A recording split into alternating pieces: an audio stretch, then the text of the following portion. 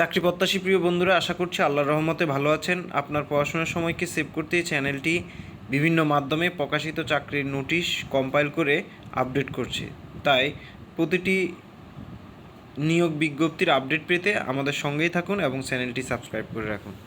আজ বাংলাদেশ প্রকৌশল বিশ্ববিদ্যালয় ঢাকা কর্তৃক প্রকাশিত নিয়োগ বিজ্ঞপ্তিটি বিশ্লেষণ করব। এই বিশ্ববিদ্যালয়ের বিভিন্ন অফিস বা বিভাগের নিম্নবর্ণিত পদসমূহ পূরণের নিমিত্তে যোগ্যতাসম্পন্ন বাংলাদেশের নাগরিকদের নিকট হতে দরখাস্ত আহ্বান করা যাচ্ছে। এখানে বেতন কাঠামো 11,300 থেকে 27,300 টাকা, হিসাব রক্ষক অডিট অফিসের একটি স্থায়ী পদ এবং কম্পিউটার অফিসের একটি স্থায়ী পদ প্রার্থীকে বাণিজ্য বিভাগের কমপক্ষে স্নাতক ডিগ্রিসহ কোনো খ্যাতনামা প্রতিষ্ঠানে হিসাব রক্ষণ ও বাজেট প্রস্তুতকরণের কাজে 5 বছরের বাস্তব অভিজ্ঞতা এবং ওয়ার্ড প্রসেসিং ও কম্পিউটার ডাটাবেজে অভিজ্ঞ থাকতে হবে। 11,300 থেকে 27,300 বেতন স্কেলে প্রধান সহকারী রেজিস্ট্রার অফিসের একটি স্থায়ী পদ প্রার্থীকে কোনো স্বীকৃত বিশ্ববিদ্যালয়তে স্নাতক ডিগ্রিসহ অফিসের কাজে কমপক্ষে 5 বছরের অভিজ্ঞতা সম্পন্ন হতে হবে। ওয়ার্ড প্রসেসিং ও কম্পিউটার ডাটাবেজে অভিজ্ঞ থাকতে হবে। 11,000 থেকে 26,590 টাকা বেতন স্কেলে সহকারী হিসাব রক্ষক অডিট অফিসের একটি স্থায়ী পদ, কম্পিউটার অফিসের 2টি স্থায়ী পদ প্রার্থীকে বাণিজ্য বিভাগ কমপক্ষে স্নাতক ডিগ্রি এবং সংশ্লিষ্ট কাজে 3 বছরের বাস্তব অভিজ্ঞতা থাকতে হবে। ওয়ার্ড প্রসেসিং ও কম্পিউটার ডাটাবেজে অভিজ্ঞ থাকতে হবে। 11,000 থেকে 26,590 বেতন স্কেলে ক্যাটালগার কেন্দ্রীয় লাইব্রেরির একটি স্থায়ী পদ প্রার্থীকে স্নাতক ডিগ্রি এবং তথ্য ও বিজ্ঞান ও গ্রন্থাগার ব্যবস্থাপনায় মাস্টার্স থাকতে হবে। এই পদের প্রার্থীকেও ওয়ার্ড প্রসেসিং বা কম্পিউটার ডাটাবেজে অভিজ্ঞ হতে হবে। 11,000 থেকে 26,570 বেতন স্কেলে পিএ প্রধান প্রকৌশলীর কার্যালয়ের একটি স্থায়ী পদ প্রার্থী কমপক্ষে স্নাতক ডিগ্রি সহ শর্ট হ্যান্ড বাংলায় 50 এবং ইংরেজিতে 80 শব্দ স্পিড থাকতে হবে এবং গোপনীয়ভাবে অফিসের কাজকর্ম করার অভিজ্ঞতা সম্পন্ন প্রার্থীকে অগ্রাধিকার দেওয়া হবে। অর্থাৎ এখানে কাজের ক্ষেত্রে গোপনীয়তার কিছু বিষয় থাকে। 11,000 থেকে 26,590 টাকা বেতন স্কেলে library assistant cum documentation assistant নৌযান ও নৌ যন্ত্র বিভাগের একটি স্থায়ী পদ প্রার্থীকে স্নাতক ডিগ্রি এবং কোনো অনুমোদিত প্রতিষ্ঠান হতে গ্রন্থাগার তথা তথ্যবিজ্ঞানে ডিপ্লোমাধারী হতে হবে। প্রার্থীকে কম্পিউটার MS ওয়ার্ডে এবং MS এক্সেলে দক্ষ থাকতে হবে।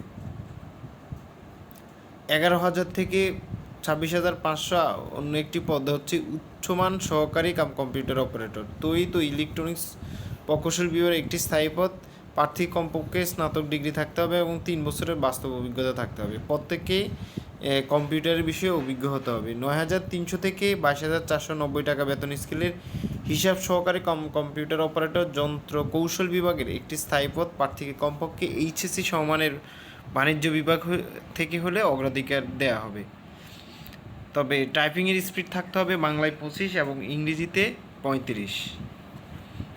9,300 থেকে 22,490 বেতন স্কেলে ট্রেসার পদের বিপরীতে হিসাব সহকারী কাম কম্পিউটার অপারেটর ফানি ও বন্যা ব্যবস্থাপনা ইনস্টিটিউটের এটি একটি স্থায়ী পদ।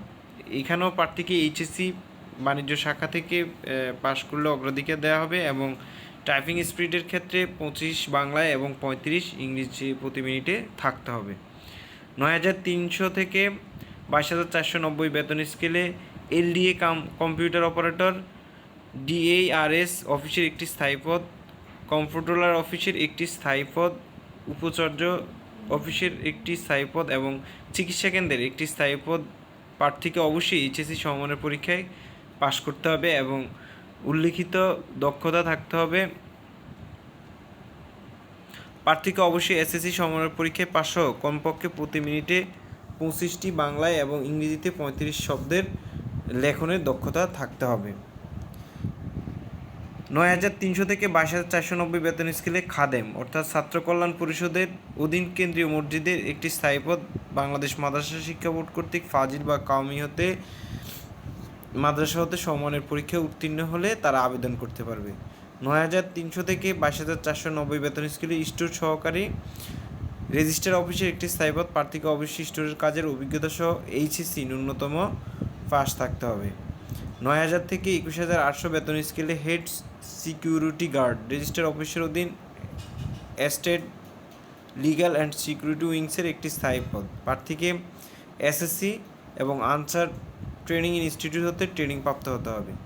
8,250 থেকে 20,010 টাকা বেতন স্কেলে এমএলএসএস তড়িৎ ইলেকট্রনিক্স প্রকৌশলের 3টি স্থায়ী পদ, মানবিক বিভাগের 1টি স্থায়ী পদ, আইপি বিভাগের 1টি, মেডিকেল সেন্টারের 1টি এবং ডিএসআরএস অফিসের 1টি, বিজ্ঞান অনুষদের 1টি স্থায়ী পদ এবং ছাত্র কল্যাণ পরিষদের অধীন শারীরিক শিক্ষা বিভাগের 1টি স্থায়ী পদ। প্রার্থীকে এসএসসি পাস ন্যূনতম থাকতে হবে। পরবর্তী 8,250 থেকে 20,010 টাকা পর্যন্ত বেতন স্কেলে গার্ড রেজিস্টার অফিসের অধীন এস্টেট লিগ্যাল অ্যান্ড সিকিউরিটি উইংসের 60টি স্থায়ী পদ। প্রার্থীকে জেএসসি সমমানের পরীক্ষায় পাস সুস্বাস্থ্যের অধিকারী হতে হবে, রাইফেল চালানো অভিজ্ঞ থাকতে হবে। বয়স 18 থেকে 35-এর অবসরপ্রাপ্ত সাময়িক কর্মকর্তাদের জন্য শিথিলযোগ্য।